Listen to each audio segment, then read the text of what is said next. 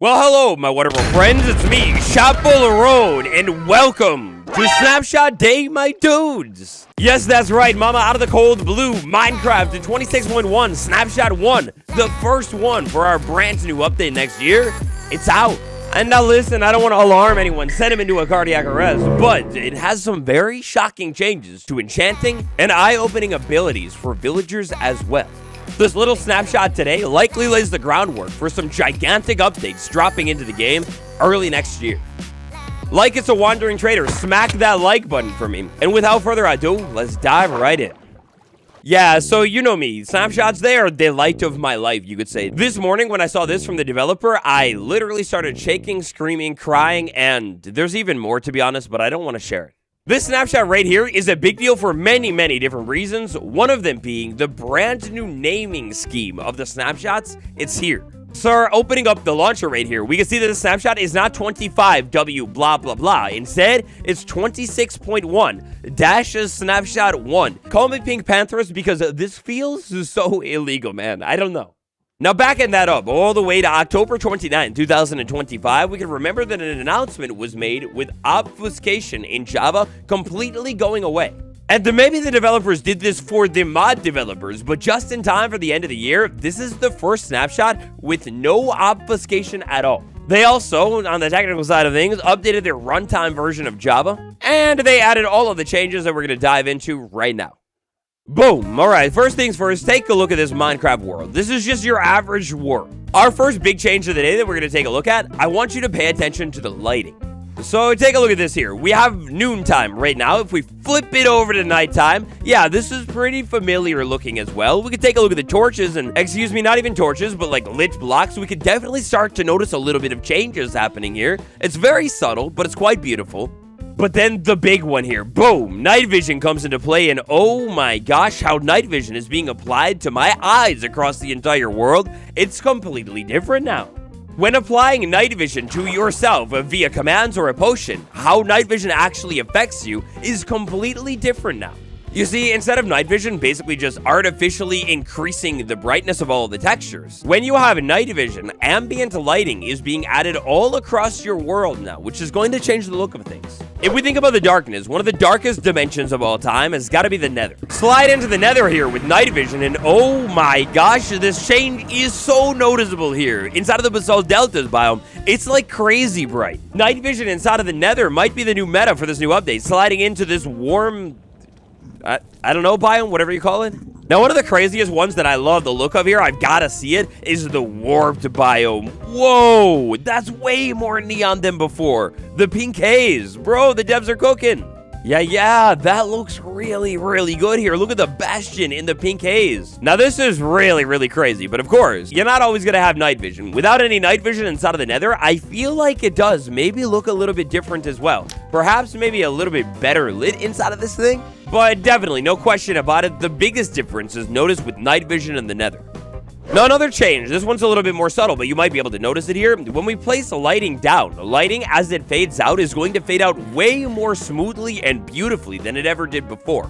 Also, when I update my lighting, you can see that the lighting is updating, I think from my tests, of maybe slightly a hair faster, maybe? Basically, we've got a brand new light map algorithm in here. It is going to be a little bit more simple and straightforward. Night vision is going to be done a little bit differently. And things like the darkness effect will now properly be applied across the entire Minecraft world. And including in, say, a dimension maybe like the nether, where darkness never really fully functioned exactly how it's meant to. A pretty crazy thing that happens here, this is definitely a bug. When I get darkness in the nether, fog disappears for a quick second there, and you can see for like miles on miles. I don't think there's any way to give yourself darkness like on your own safely, but if there was, this could be a crazy viewing hack. With this brand new algorithm, things like block tint lighting, ambient light color, and night vision color are also data driven. That means that you can actually change them. We also have a little bit of changes to our light map shader as well. This is all definitely 100% preparation for vibrant visuals. And then yet another pretty cool one here. If we hit F3 and F4, open up the screen, you will see in that bottom corner a brand new debug light map screen that has been added to the game. If I go ahead and toggle the light across the world, watch that little box. So right now it's at midnight, so we're dark. If I flip it to day, bam, it completely changes. And then if I give myself night vision, well, bam, again, it completely changes. And yeah, just in general, as I adjust the lighting throughout the world, that light map box is completely changing.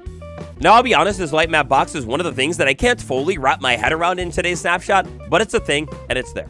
One final place that I'd like to show you the changes here with our lighting algorithm is down under the caves. If you can remember, in one of the more recent updates, lighting under the ground has been changed. Like, if you go into the caves in the Mounts of Mayhem update with night vision, it's going to look a little bit different than maybe how you're used to it. That is, if you're used to that. Well, now, with our new lighting algorithm and how night vision is applied specifically, the caves are nice and bright all over the place. It looks really good. Meanwhile, if I go ahead and lose the effect here, the caves, they're back to being really, really dark. But in all honesty, I feel like this looks a little bit different. Like, my darkers in here are a little bit dark. And again, how the lighting is fading out from things like a glow lichen, it looks a little bit more smooth and natural now. Looks really good. Now, true Minecraft veterans will remember a handy little trick that you could do with the F3 screen. If I go ahead and do this, I can take a look at the looking at the block that I am looking at, except, well, in the modern era, I'm going to have to actually enable that. So if I go ahead and say looking at, and oh my gosh, all of these are new.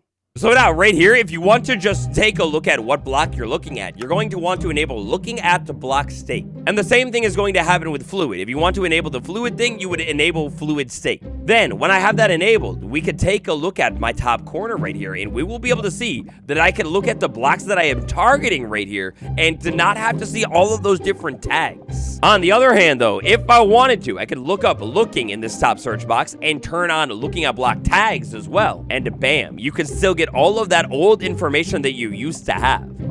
Oh my gosh, this makes this little mining trick where you're like taking a look at it right through lava way more viable. You could have this just on in your screen, doesn't take up very much space at all, and now you're never going to miss a single block again. It's so like minimalist and unintrusive. Now so far, if you couldn't tell, today's snapshot is a very, very technical snapshot. When it comes to like, boom, a brand new block added to the game, that's not here quite yet.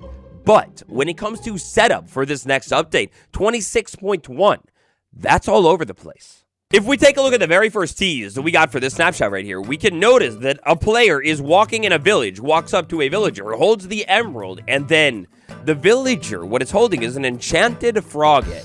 It doesn't take trading with every single villager to figure out that enchanted frog eggs are not typically traded by villagers. Inside of this snapshot, villagers have received one of the biggest technical updates to their whole system since the Village and Pillage update. Villager trading can now easily be traded.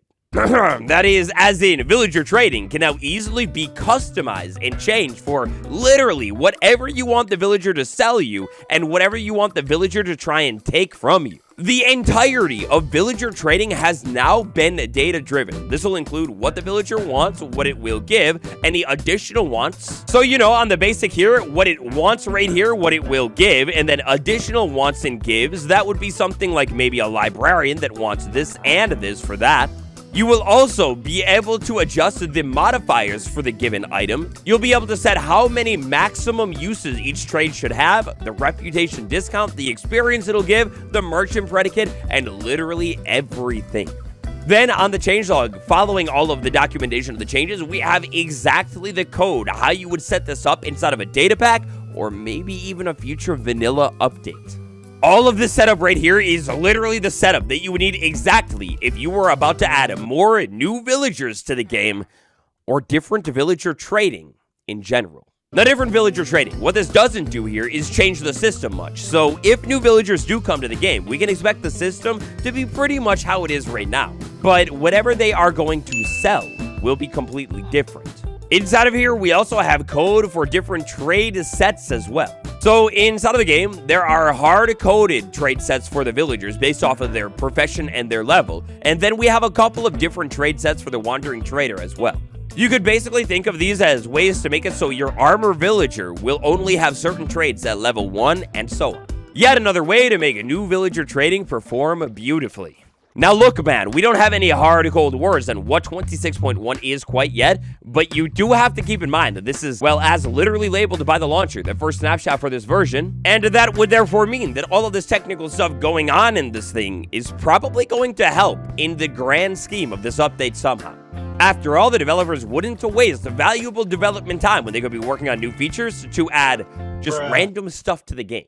Whether it's set up for this drop or maybe a future drop, I don't know, but it's very interesting. Moving on a little bit here, mannequins. Mannequins were added to the game earlier this year. They are basically like players that you could add to the game, kind of. I mean, it's like a dummy. And then with the help of the fetch profile command here, we could go ahead and maybe find specific mannequins of, like, I don't know, maybe your favorite player of all time and add them to the game. Now, we've got a brand new command that relates to, well, not only entities, but also mannequins specifically. It is the swing command. With the swing command, if I'm targeting a mannequin, I can see its whole entity ID. I'll fill that in. Then I have two options, the main hand or the offhand. If I say main hand, my mannequin's main hand just swung. Very predictably, after the main hand, if I say offhand, well, the offhand will swing. It's a brand new command that will help you add a little bit of a life into your mannequins in the game. You want one that repeatedly punch or something? Well, you could easily make a command block repeating to make this thing always have that punch animation. When you do that whole mannequin swing thing, in the chat, you will see made a mannequin swing an arm. I spent some time trying to wrap my head around what this could maybe be for, and to be honest, I'm not too sure. Maybe just animating mannequins a little bit better or something like that. Now, last things last today, or just about, I think, we have one of the most suspicious changes of all that is just not even really fully acknowledged. Like, I mean, it is definitely documented in the changelog, that's how we learn about it, but not very much attention is brought to it at all, which is very intriguing. In our changelog here, we're going to have to dig through miles and miles, lines of different code. We'll see all of the documentation for the different lighting, some of this that will definitely point towards colorful lighting coming to the game. We'll see all of the villager stuff, but then randomly near the bottom here, we'll see different changes with enchanting as well.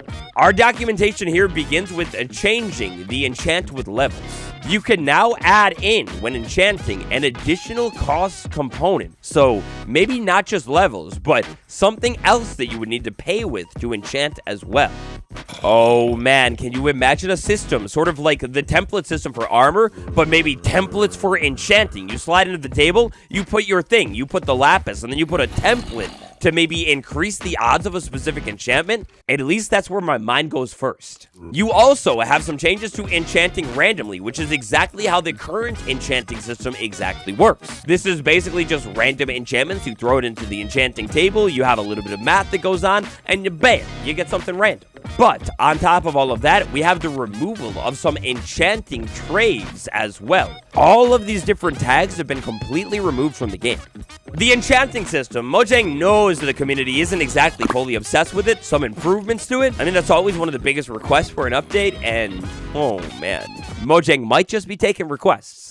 Very final, we also have a couple of interesting technical changes to potions as well, and some of these tags right here, they fall into the puzzle perfectly for our potion update theory. For even more on how potions might get updated next, check out this one, and wow, this is pretty crazy. If you find anything cool, tell me about it down below. Thanks for watching, smash like, subscribe. This is definitely the final snapshot of the year, so I just want to say thank you for all of the support on all of the snapshots this year. It's been overwhelming, honestly. Until tomorrow, I will see you then.